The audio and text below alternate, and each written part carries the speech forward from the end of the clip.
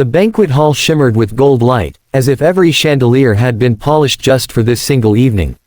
Wealthy guests walked across the marble floor in glittering gowns and sharp tuxedos, glasses clicking, laughter echoing, cameras flashing. Near the center of the room stood a breathtaking white grand piano, longer than a car and shining like a diamond under the lights. Everyone admired it, but no one dared to touch it. It belonged to Arya Kensington, the daughter of one of the richest men in the country, a girl with fame, elegance, talent, and the kind of confidence that made people move out of her way without a single word. The piano was not just hers, it was her symbol. It represented pride, power, and the perfection everyone associated with her. The janitor, Leo, walked quietly along the edges of the room holding a cloth and a small cleaning spray. He looked nothing like the guests around him. His brown uniform was faded from too many washes, the soles of his shoes were worn thin, and his hands were rough with calluses. Most people never noticed him. Those who did acted like he was invisible. He had cleaned this hall every night for 5 months, sweeping floors, dusting tables, collecting trash, and staying silent. Tonight, the event was grander than usual, and he was instructed to keep everything spotless. So while the guests enjoyed their champagne and laughter, he waited for the right moment to dust the piano, carefully, quietly, respectfully. He knew the rules: never touch the keys, never sit, never linger, clean and move away. Arya had stepped out with her entourage, heading to a small interview near the stage. The guests were too busy to pay attention to a janitor. Leo slowly approached the piano. His reflection shone back at him in the glossy surface. He gently wiped the top, brushing away invisible dust. Then he moved to the keyboard cover, lifting it just enough to reach underneath. His cloth slipped, and his fingers accidentally touched a key. A soft, tender note escaped, filling the air like a drop of pure water in silence. Leo froze. He swallowed and looked around. No one noticed. His pulse quickened, but his hand stayed on the key. Something inside him woke up, a small memory, a feeling he had buried long ago. He pressed another key, then another. A quiet melody formed, smooth and full of emotion, like the whisper of a story begging to be told. Leo didn't think, he just played. His body relaxed, eyes half closed. His fingers moved with surprising confidence, gliding over the keys as if they had been waiting their whole life to touch music again. The hall was loud a moment ago, but the melody seemed to soften the noise around him. A few guests turned their heads, curious. A waiter stopped walking, listening. Leo didn't notice. His heart beat with every note. He played a slow song, something sad and beautiful, like tears hidden behind a smile. The sound floated under the chandeliers, gentle but powerful. For a moment, the rich world and the poor man no longer existed. There was only music. Music that didn't care about uniforms or diamonds. Music that belonged to whoever had the heart to feel it. Leo played until the last note faded, trembling in the air like a final breath. When silence returned, he slowly lifted his hands from the keys, breathing hard, realizing what he had done. Just as he turned to step back, a voice behind him cut through the hall, cold and sharp enough to slice the air. "Did you just touch my piano?" Scene 2. Arya stood behind him, her expression unreadable, but her eyes sharp enough to make Leo's knees weaken. The wealthy guest slowly turned toward the scene, whispers spreading like wildfire. Everyone expected the same outcome: humiliation, firing, maybe even security escorting him out. Arya was famous for her strictness about her piano. No fingerprints, no dust, no scratches. And definitely no janitor hands on the keys. Leo lowered his gaze immediately. I'm sorry, ma'am. I was only cleaning. I didn't mean." One of the guests laughed loudly, loud enough to be heard on purpose. "Look at him. He thinks he's a musician." Another added, probably trying to impress people. "Fire him and get someone who knows their place."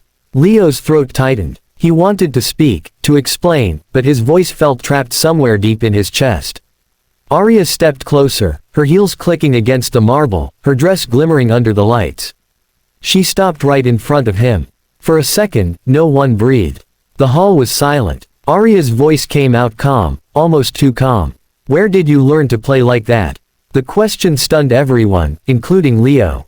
He slowly lifted his eyes. She wasn't shouting. She wasn't angry. She was curious. And curiosity from Arya Kensington was rarer than gold. The guests shifted uncomfortably, unsure how to react. Leo swallowed. I didn't learn. Not properly. I just play. Arya's eyes narrowed slightly, studying him, searching for a lie. But Leo's trembling voice held no arrogance, only honesty and fear.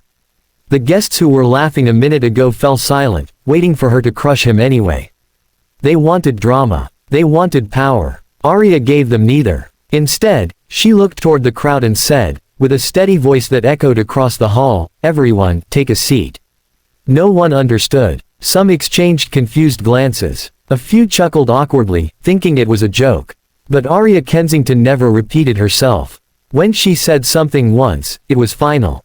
Chairs slid, glasses were set down, and one by one, the wealthy, proud, and arrogant guests sat down, eyes focused on her and the terrified janitor beside the piano. Leo's heart pounded in his chest. He didn't know what was happening or what Arya was planning, but for the first time since he touched the keys, he wasn't invisible. Every eye in the room was on him. And every single one waited for Arya's next move. Scene 3 expanded. Arya didn't say a word at first. She simply walked around the piano and sat gracefully on the bench, her gown folding perfectly around her. Then, in front of hundreds of stunned eyes, she placed her hand on the empty space beside her and nodded to Leo. "Sit." The room erupted in gasps. Someone choked on their drink. A woman whispered, "Is she insane?" Another man muttered, "A janitor." Beside her, "Never." Leo took a shaky step back, terrified. No, Miss Kensington. I can't. I could lose my job." "I'm not. You're not in trouble," Arya said softly but firmly. "Sit." Leo had spent his life taking orders, but never one like this. Slowly, nervously, he sat beside her. The piano looked twice as large now. Arya lifted her hands to the keys, her fingers perfectly poised like a trained performer. Leo's hands shook badly, so he hid them in his lap. Arya glanced sideways. "Play." I can't." "You already did." She began the melody he had played earlier. Only this time, it was sharper, stricter, polished, with the discipline of someone trained by world-class teachers. She played flawlessly, but something was missing. The crowd listened, impressed but not moved. Then Arya looked at Leo again. "Your turn." Leo felt every stare in the hall drilling into him, judging, mocking, waiting for him to fail. He closed his eyes, placed his fingers on the keys, and played the same tune, but his version was different. His notes trembled with emotion, with memories, with the kind of pain and hope no music school could teach. The sound changed, becoming warm, soft, human. And suddenly, Arya joined him. Her perfection mixed with his raw heart, and the result was magic. The melody swelled, filling every corner of the grand hall. The guests who mocked him fell silent. Some leaned forward, unable to look away. A waiter stopped walking and simply listened. Even Arya's father paused at the entrance, shocked at what he was hearing. Leo forgot fear. Arya forgot pride. Their music wasn't a song anymore, it was a story. The story of a rich girl who lived behind diamonds and discipline, and a poor man whose dreams were buried beneath a uniform and mop. Together, those lives blended into harmony, breathtaking and alive. When the final note fell into silence, the hall stayed frozen for one long moment. No one moved. No one breathed. Then, like thunder, applause exploded across the room. People stood up, clapping, cheering, shouting. The same guests who sneered now stared at Leo with wide eyes, unable to believe what they had witnessed. Leo sat there stunned, his chest rising and falling, his hands still shaking. He had never felt this kind of silence or this kind of sound. He looked at Arya, unsure what to say. But she simply looked forward, chin lifted, as if the applause belonged just as much to him as it did to her. And for the first time in his life, Leo wasn't invisible. He was seen, heard, and respected. Scene 4 expanded. The applause rolled through the hall like a storm, loud, endless, unstoppable. Leo kept his eyes lowered, because he didn't know how to handle so many people looking at him. He was used to silence, to being ignored, to slipping in and out of rooms without leaving a single trace. But now, every face was turned toward him. Some were shocked, some embarrassed, some even emotional. Arya stood slowly, smoothing her dress, and then did something no one expected. She held out her hand to Leo. His breath caught. Her fingers hovered in the air, elegant and confident, waiting for him to take them. After a long moment, he did. She turned to the audience, her voice clear and steady. Ladies and gentlemen, the room immediately quieted. You just heard something special tonight. Something I haven't heard in a very long time. Her father stepped forward, his expression confused and stern. Arya, what is the meaning of this? She didn't look at him. Her eyes stayed on the crowd. This man cleaned our floors. He carried our trash. He walked past all of us and none of us ever saw him. But he has more talent in his fingertips than half the musicians who audition for us every year. The guests shifted uncomfortably, remembering their laughter, their insults, their arrogance. Arya continued, from this moment, Leo is no longer a janitor in this building. Leo's heart stopped. For a terrifying second, he thought she was firing him. But then her next words silenced everyone. He will be the new pianist for my academy. And I'm hiring him as my partner for upcoming performances. Gasps echoed across the hall.